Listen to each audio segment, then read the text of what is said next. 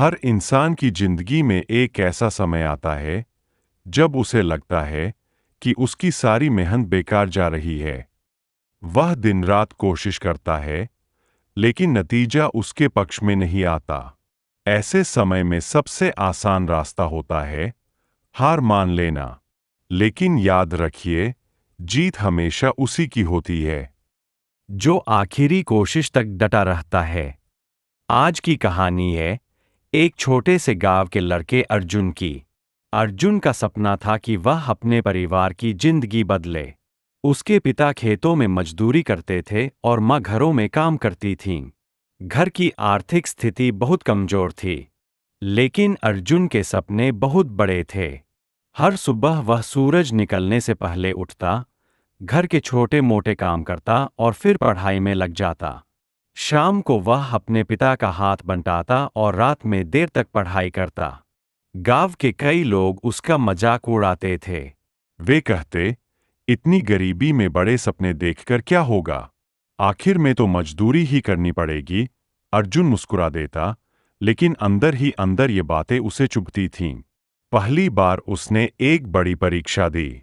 उसे पूरा विश्वास था कि इस बार वह सफल होगा, लेकिन परिणाम आए और वह असफल हो गया। उस दिन उसे लगा जैसे उसकी सारी दुनिया टूट गई हो।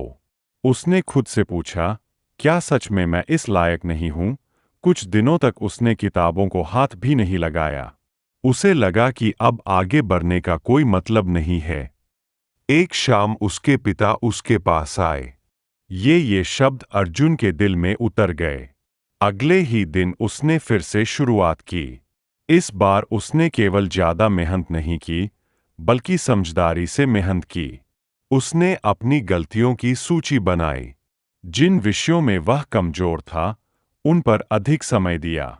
उसने हर दिन थोड़ा थोड़ा सुधार रखा। कई महीने बीत गए।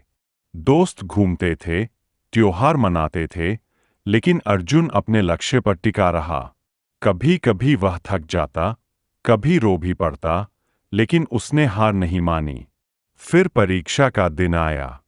इस बार भी पेपर आसान नहीं था, लेकिन अर्जुन घबराया नहीं।